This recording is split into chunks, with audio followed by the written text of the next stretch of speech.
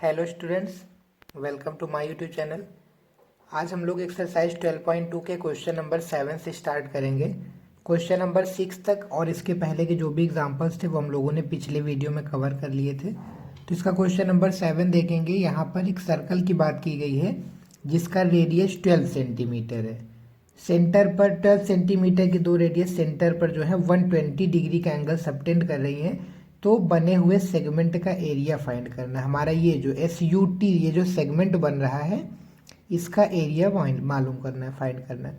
तो सेगमेंट का एरिया कैसे आता था, करेस्पॉन्डिंग सेक्टर का एरिया निकालते थे और उसमें ट्रायंगल का एरिया माइनस कर देते थे। तो इस सेगमेंट का तो एरिया आ जाएगा θ/360 इंटू πr² से। थीटा हमारा 120 डिग्री दिया गया, लेकिन 120 डिग्री अगर दिया गया है तो इस ट्रायंगल का एरिया कैसे निकालेंगे। उसके लिए करना क्या होगा, हमको यहाँ से परपेंडिकुलर ड्रॉ करना होता। मान लेते हैं इसको कुछ भी ले लेते हैं, फिलहाल V ले लेते हैं। ये हमारा अगर परपेंडिकुलर है तो परपेंडिकुलर सेंटर से कॉर्ड, ये ST क्या है, कॉर्ड है। सेंटर से कॉर्ड पर जब परपेंडिकुलर डालते हैं तो वो कॉर्ड को बाइसेक्ट करता है। बाइसेक्ट मतलब 2 इक्वल पार्ट में डिवाइड करता है, यानी कि SV जो होगा वो VT के बराबर हो जाएगा। यहाँ पर लिख सकते हैं draw OV perpendicular to ST। अगर ये ड्रॉ करेंगे तो यहाँ से हमारा SV जो होगा वो VT के बराबर हो जाएगा।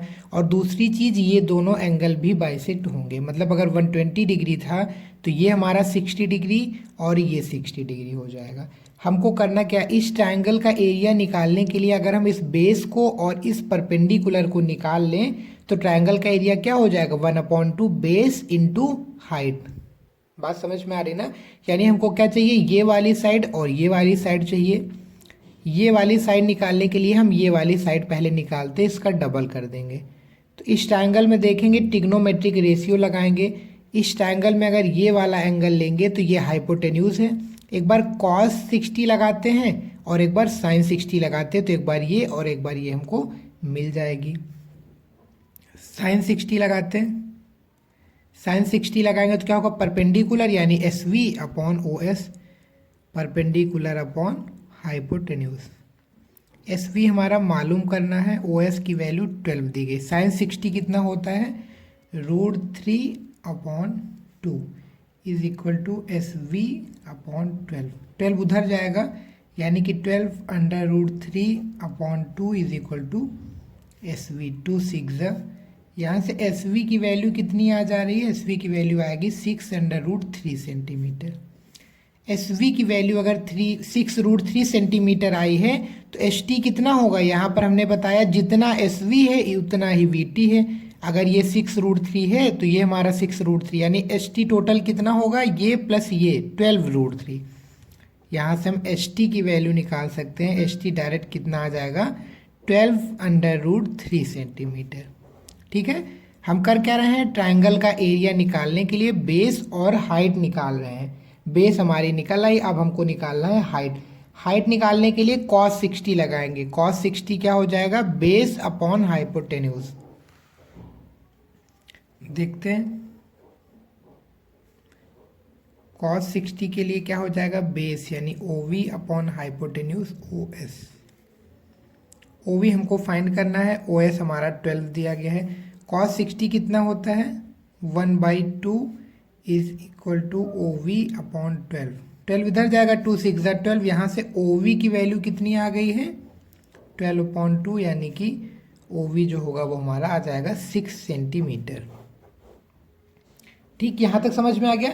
अब इस ट्रायंगल का एरिया निकाल सकते हैं। ट्रायंगल का एरिया क्या हो जाएगा, 1/2 base into height.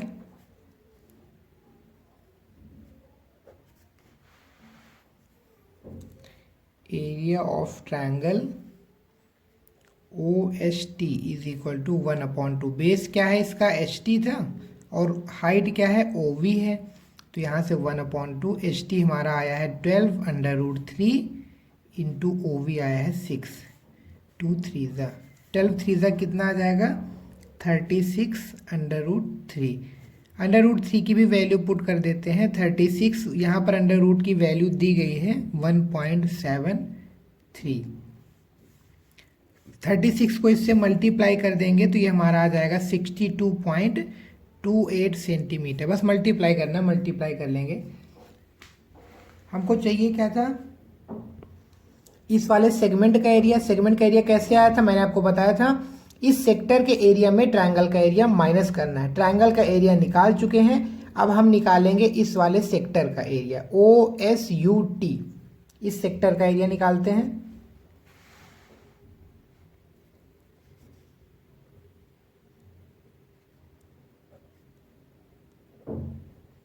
Area of sector, formula वही रहेगा हमारा, θ/360 into pi are square. Theta की वैल्यू हमारी 120 डिग्री अपॉन 360, और यहाँ पर पाई की जो वैल्यू दी गई है वो 3.14 दी गई है।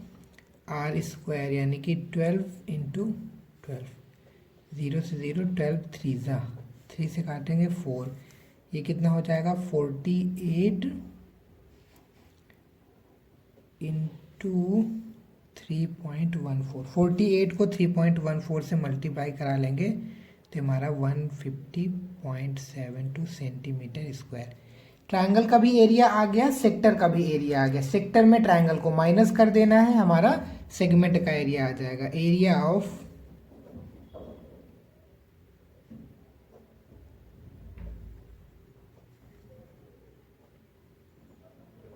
corresponding segment is equal to area of sector minus triangle का एरिया। ठीक है, सेक्टर का एरिया कितना निकाला है हम लोगों ने, 150.72 माइनस 62.28। इसको माइनस करेंगे 4 आएगा, ये भी 4 आ जाएगा, 88.4 सेंटीमीटर स्क्वायर। यही हमारा इसका आंसर हो जाएगा। अब हम लोग आएंगे अपने अगले क्वेश्चन पर। क्वेश्चन नंबर 8 में आते हैं। 8 में कह रहा है 15 मीटर की स्क्वायर शेप में ग्रास फील्ड है, उसके कॉर्नर पर एक हॉर्स को बांध दिया जा रहा है। मान लेते हैं O पॉइंट पर एक घोड़ा बांध दिया जाता है, उसमें जो रस्सी है उसकी लेंथ दी गई है 5 मीटर। 5 मीटर की रस्सी है, तो पूछा जा रहा है वो घास, ये जो फील्ड है उसकी कितनी ग्रास को कवर करेगा, कितनी ज़्यादा ग्रास को ग्रेस कर सकता है। तो अच्छा, जैसे मान लेते हैं यहाँ पर बांध दिया जाता है, वो कुछ ऐसे सर्कुलर ही मूव कर सकता है, ये वाला एरिया होगा उसका कवर करने का। तो अगर मान लेते हैं ये स्क्वायर है तो ये हमारा 90 डिग्री बन रहा है, यानी ये क्या है, एक क्वाड्रेंट बन रहा है। इसका एरिया हमको निकालना है। देखते हैं क्या पूछ रहा था, area of the part of the field. Area of part निकालते हैं।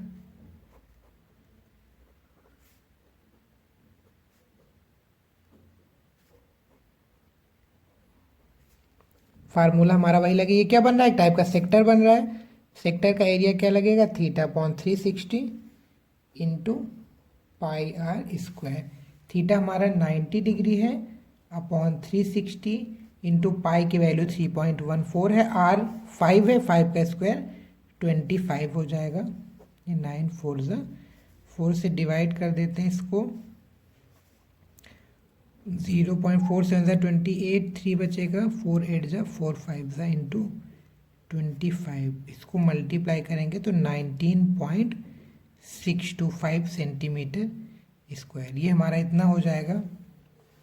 इसका सेकेंड पार्ट भी कुछ पूछ रहा है। सेकेंड पार्ट में पूछा गया the increase in the grazing area of rope were 10 metre long instead of 5 metre.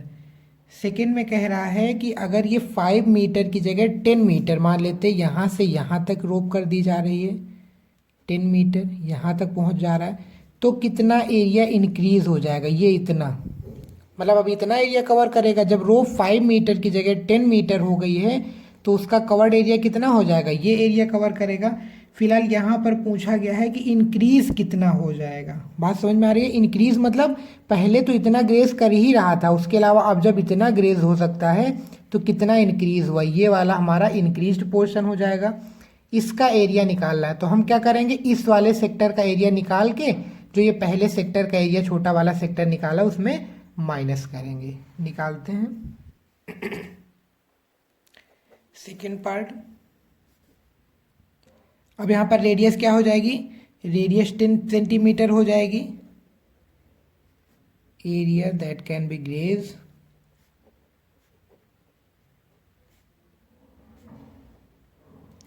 when radius is 10 centimetre. ठीक है, मतलब 10 मीटर, जो हमारी लेंथ है वो 10 मीटर लॉन्ग हो जा रही है। तो फार्मूला हमारा वही लगेगा, theta upon 360 into pi are square. Theta हमारा कितना है, थीटा 90 डिग्री ही रहेगा। 90 अपॉन 360 इंटू पाई की वैल्यू 3.14 इंटू ये हमारा 100 हो जाएगा। 4 जा इसको डिवाइड कराएंगे तो ये हमारा 0.785 आएगा इंटू 100, तो यानी ये कितना हो जाएगा 78.5 मीटर स्क्वायर। बात समझ में आ रही है? पहले कितना था, इतना, अब कितना ग्रेस कर सकता है, इतना। तो इंक्रीज कितना हुआ है ये पूछा गया है, इंक्रीज इन जो भी हमारा वही ग्रेजिंग एरिया था, इसमें माइनस कर देंगे 78.5 माइनस 19.625, तो ये हमारा कितना आ जाएगा, माइनस कर लेंगे तो इसको 58.875 मीटर स्क्वायर आ जाएगा। यही हमारा सेकेंड पार्ट का आंसर हो जाएगा। अगला क्वेश्चन देखेंगे, क्वेश्चन नंबर 9 में आएंगे। 9 में एक ब्रोच की बात की जा रही है। एक ब्रोच बनाया गया है सिल्वर वायर का कुछ इस टाइप से, जिसकी डायमीटर जो है वो 35 mm दी गई है। इस ब्रोच की डायमीटर कितनी है, 35 मिलीमीटर है। The wire is also used in making 5 diameters. मतलब ये जो ब्रोच बनाया गया, जो सिल्वर वायर यूज़ किया गया, ये सरकमफ्रेंस तो बनाया ही बनाया गया है, इसके अलावा 1 2 3 5 4 5 वायर्स जो हैं, जो डायमीटर लगे हैं, इनकी भी ज़रूरत पड़ी है। ठीक है, तो पहला पार्ट जो इसका पूछा गया है, total length of the silver wire. First part की अगर हम बात करते हैं, कितने लेंथ यूज़ किया गया है, तो टोटल लेंथ कितनी होगी। पहली चीज़ तो वायर ये लगा हुआ है, यानी कि 2 पाई आर प्लस 1 डायमीटर, 2 3 4 और ये 5 डायमीटर्स लगे, यानी कि 5d। 2 इंटू पाई की वैल्यू 22.7 इंटू रेडियस, डायमीटर 35 है तो रेडियस कितनी हो जाएगी, रेडियस हमारी हाफ होगी, यानी कि 35/2 होगी, प्लस 5 डायमीटर यानी कि 5 इंटू 35, 7 5 ज़ा 2 1 ज़ा 22 5 ज़ा 110 हो जाएगा, और ये 35 ज़ा 175। इसको ऐड करेंगे कितना आ जाएगा, 285 mm। मतलब कितने लेंथ का चाहिए हमको वायर, 285 mm का। सेकेंड पार्ट में आते हैं। इसका सेकेंड पार्ट कह रहा था area of each sector of the broach. ये जो सेक्टर बने हैं सारे इक्वल सेक्टर हैं, ये किसी एक सेक्टर का एरिया फाइंड करना। इस सेक्टर का एरिया फाइंड करते हैं। सेक्टर फाइंड करने के लिए सबसे पहले हमको मालूम होना चाहिए एंगल कितना है। तो एंगल कितना आएगा, अच्छा पूरा कंप्लीट कितना एंगल होता है, 360 डिग्री होता है। 360 को कितने पार्ट्स में डिवाइड किया गया, ऐसे कितने सर्कल्स हैं, 5 डायमीटर्स ड्रॉ किए जाएंगे तो हमारे 10 सेक्टर्स बनेंगे, 1 2 3 4 5 6 7 8 9 10, यानी कि 10 से डिवाइड अगर करते हैं इसको तो 36 डिग्री, यानी कि सारे सेक्टर्स का एंगल जो बन रहा है वो कितना बन रहा है, 36 डिग्री बन रहा है। अब हम निकाल देते हैं एरिया।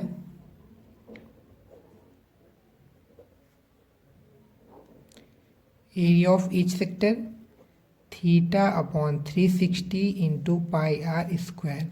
थीटा हमारा 36 डिग्री आया है, इंटू अपॉन 360, पाई की वैल्यू 22.7, रेडियस कितनी है 35/2, आर स्क्वायर है 35/2, 2 बार 10 जा 2 5 जा 2 11 जा 5 7 जा 7 1 जा, कितना बच रहा है ऊपर, 11 इंटू 35/4, 385/4, 4 9 जा 36, 4 6 जा 24, 2 जा 5 जा मिलीमीटर स्क्वायर। ईच सेक्टर का एरिया हमारा कितना आ जाएगा, 96.25 मिलीमीटर स्क्वायर। अगले क्वेश्चन पे आते हैं। क्वेश्चन नंबर 10 में देखेंगे कि अम्ब्रेला की बात की गई है। जैसे अम्ब्रेला को अपर साइड से देखते हैं, ऊपर की तरफ से देखेंगे तो कुछ इस टाइप से बोला गया है, फ्लैट सर्कल फॉर्म में है, ठीक है। इसकी जो रेडियस है वो दी गई है हमारी 45 सेंटीमीटर और इसमें 8 रिप्स लगी हुई हैं, यानी 1 2 3 4 5 6 7 8 रिप्स लगी हैं। इसका मतलब 8 सेक्टर में पूरे अम्ब्रेला को डिवाइड किया जा रहा है। तो सारे सेक्टर का एरिया फाइंड करना है। Find area between 2 consecutive ribs of umbrella. ये 1 2 कॉन्जिक्यूटिव जो रिप्स हैं इनके बीच का एरिया फाइंड करना है। मतलब हमको एक सेक्टर का एरिया निकालना है। सेक्टर के एरिया के लिए हमको क्या मालूम होना चाहिए? एंगल।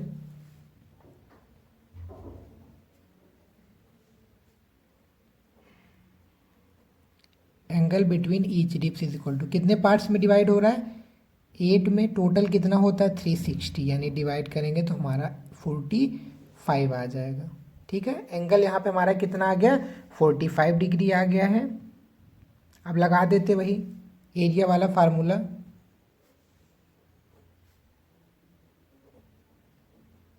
क्या हो जाएगा हमारा? Theta upon 360 into pi are square. Theta की वैल्यू हमारी 45 है upon 360 into pi 22/7 into r. Radius हमारा 45 का स्क्वायर। इसको काटेंगे, 8 आएगा 1/8 22/7 इंटू 45 का स्क्वायर कितना हो जाएगा? 2025।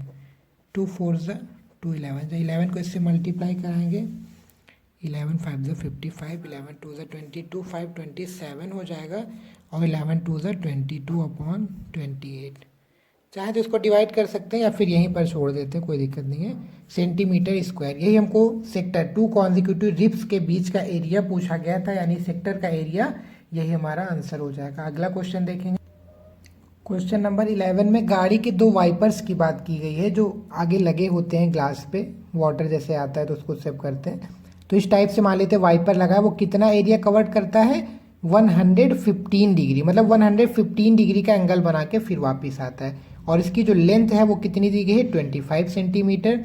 इस टाइप से 2 वाइपर लगे हैं, तो पूछा गया है दोनों वाइपर के द्वारा कितना एरिया कवर किया जाएगा। तो एक वाइपर का एरिया निकालते हैं। दोनों की लेंथ और एंगल सेम है, तो यानी कि एरिया सेम होगा। मल्टीप्लाई कर देंगे बाई 2, यानी एक का एरिया निकालते हैं। एरिया ऑफ सच सेक्टर, क्या फार्मूला लगेगा? वही हमारा theta upon 360 into pi are square. Theta हमारा कितना बन रहा है? 115 डिग्री अपॉन 360 इंटू पाई की वैल्यू 22/7 इंटू रेडियस हमारी 25 इंटू 25। 5 2 10, 5 3 5 7 5 2 और कुछ नहीं कटने वाला है, यानी ये हमारा 23 इंटू 22 इंटू 25 का स्क्वायर 625 अपॉन में 72 इंटू 2 7 क्या हो जाएगा? 7 2 14 504। अभी ये कट जाएगा, 11 कटेगा। 2 2 2 5 2 2 यानी कितना आ जाएगा हमारा? 23 इंटू 11 इंटू 625 अपॉन 252। ये किसका एरिया आया है? एक वाइपर का एरिया आया है। पूछा क्या गया है? दोनों वाइपर।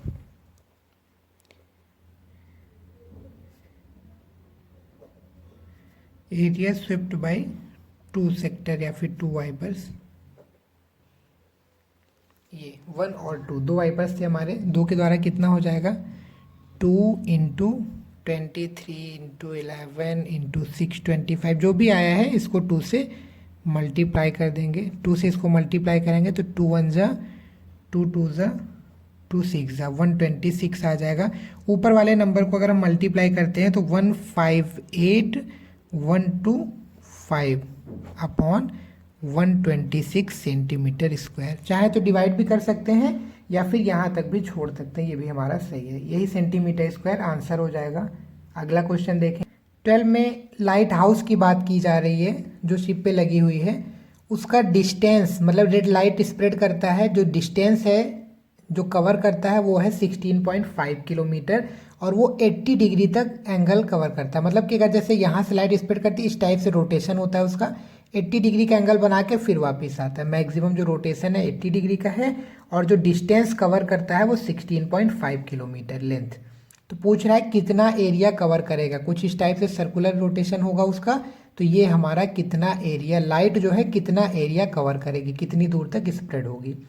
तो इसका एरिया ये हमको दिख रहा है, एक सेक्टर बन रहा है, तो यानी कि हमको ACBO का एरिया निकाल देना, इस सेक्टर का एरिया निकाल देना है।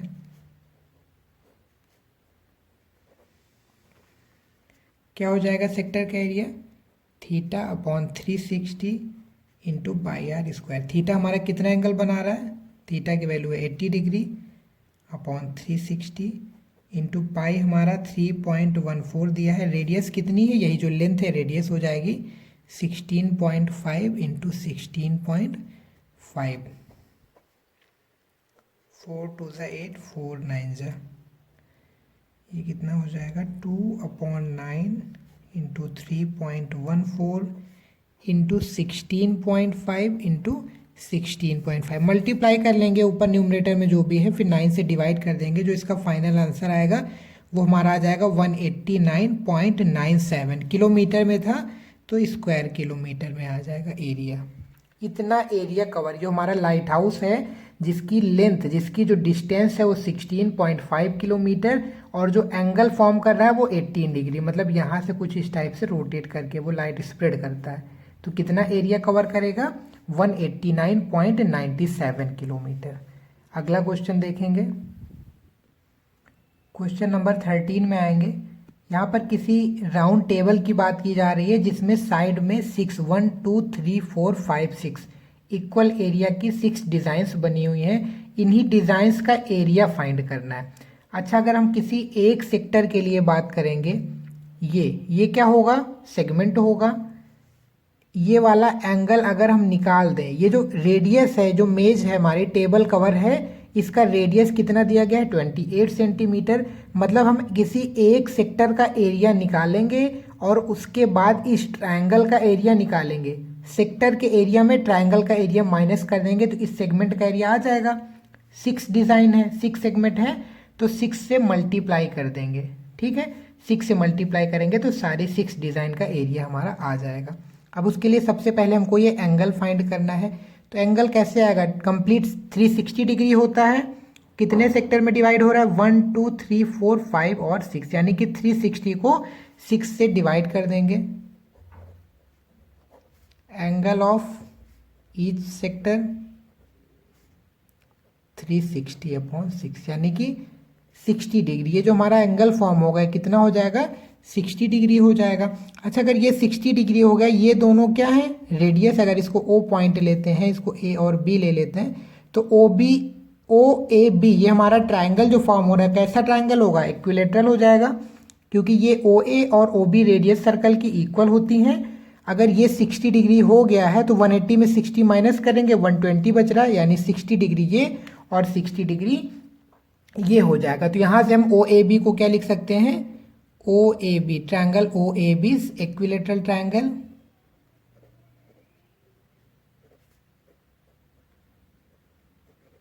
ठीक है, इक्विलेटरल ट्रायंगल है, तो इसका हम एरिया निकाल सकते हैं। Area of triangle OAB, equilateral triangle का जो एरिया होता है वो होता है √3/4 इंटू साइड का स्क्वायर।